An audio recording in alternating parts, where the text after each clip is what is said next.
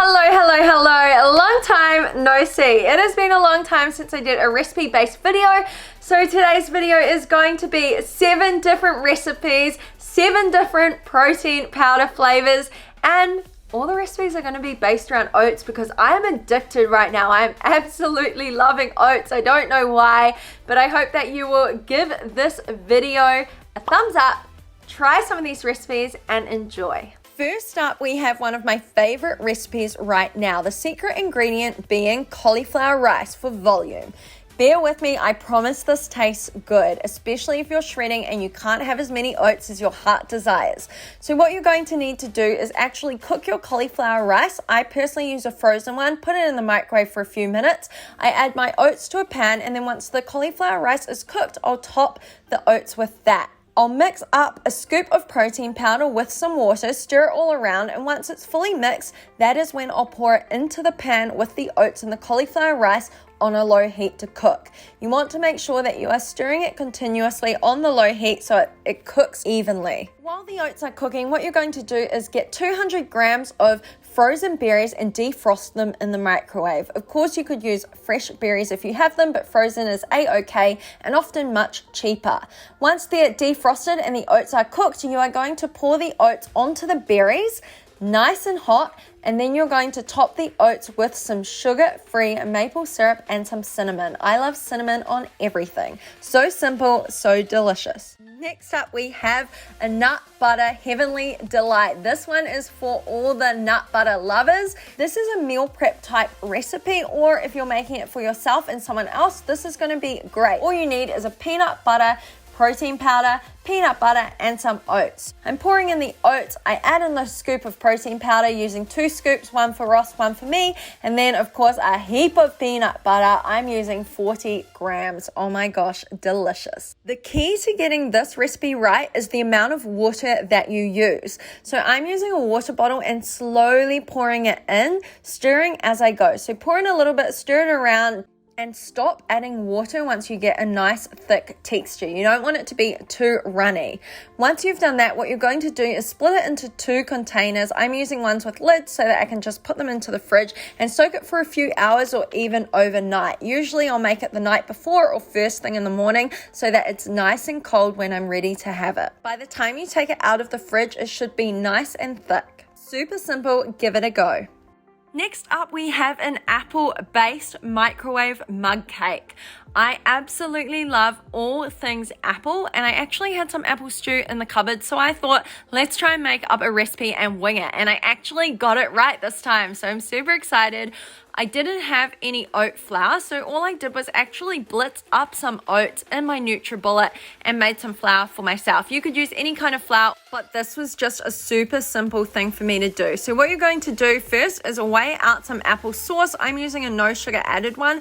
Place it into the mug, then add some oat flour, protein powder, stir in a little bit of unsweetened coconut almond milk or any milk of your choice, and then a tiny bit of baking powder to help it rise. This is totally optional, but once you've stirred it all around, you could add some brown sugar or coconut sugar to the top. Depending on the power of your microwave, put it in for about 30 to 60 seconds. You can stop it partway through and check on it as well. You don't want to overcook it in the microwave or it will become dry. Seriously, look how good it came out. Yum! I ended up making 2 of these in one day. Okay, I won't lie, I was totally winging this recipe, and for the first time in my life, it actually worked. It is so delicious and just, I don't know, just soft, perfect. It would be the best winter treat. It's kind of like apple pie vibes or kind of fall vibes if you're into that. So yes, I definitely recommend this recipe. Yay! This one is for all of the pina colada lovers out there. I absolutely love a cocktail when I'm on holiday, but since we can't travel anywhere, I thought this would be the closest thing to it. So all you're going to need to do is add in some oats to a bowl. I chose to use a coconut bowl because I feel like it's super relevant for this video. Add in a scoop of coconut flavored protein powder, and then you're going to pour in some pineapple juice. Stir it all around and try your best not to add in too much liquid. I added in a little bit too much, so I ended up adding in some oat flour to kind of thicken it up just a little bit. Chop up some pineapple, you could use fresh or canned, add it to the oats, and then you're going to cover them and place them in the fridge either overnight or for a few hours. Once nice and cold, take them out, and this is optional, but I chose to top mine with some light coconut cream.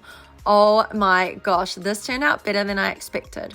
This recipe is a super simple one for those of you in a rush. All you need to do is add the oats to the bowl, pour some hot water on them, place a plate on top for about 1 to 2 minutes until they've soaked up most of the water. This will leave them to cook super quick, and then what you can do is add in a scoop of protein powder and stir it all around. This will prevent your protein powder from going grainy. So if you've ever made oats where you've put in the protein powder and then poured hot water on them, you'll note that sometimes they come out grainy. This way is a much creamier way to do it. Of course, if you have any kind of chocolate or Nutella and it fits into your macros, feel free to add that into the center of it and stir it all around. Yum!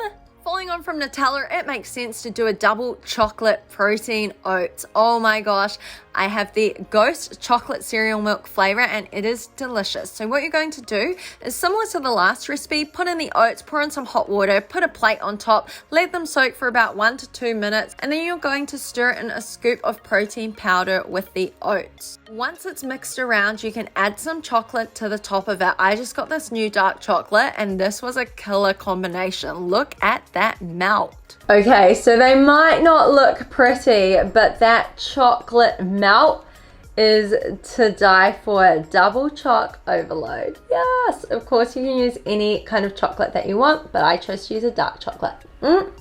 Last recipe for the vlog, and I am winging it again, so let's see how we go. For this recipe, I am using some oat flour. I had to blend up some more because I have just been going through it this week. So we're going for 50 grams of oats, 20 grams of the vegan protein powder. It's pancake batter flavor. Here you can see it's 110 calories and only 20 grams of protein. So it is one of the lower ones out of the Ghost in terms of calories and protein.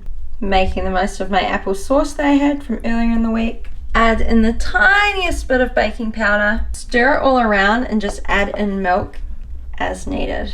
I'm adding in milk very sparingly so that it doesn't go too runny. Next up, I'm going to pour half of the mixture into a microwavable or oven safe dish. I want this to be half and half. So I've got half pancake batter and then half chocolate flavor. So of course you could use a chocolate based protein powder. Teaspoon of cacao powder or sugar-free drinking chocolate. If you're using cacao, make sure you add sweetener. Stir it all around nice and chocolatey. Okay, so we have the chocolate mix, we have the pancake mix, and I'm going to pour the chocolate into the other half of the dish. I don't know how professionals do it. This is how I'm doing it. Okay, so we have the half and half. The finishing touch is going to be some chocolate. Of course, you could use some vegan chocolate if you're vegan. Push it deep into the dish and then pour some more of the mix on top. The chocolate is immersed in the dish, and now you could put it in the oven or the microwave. I think oven would be really good, but you know what?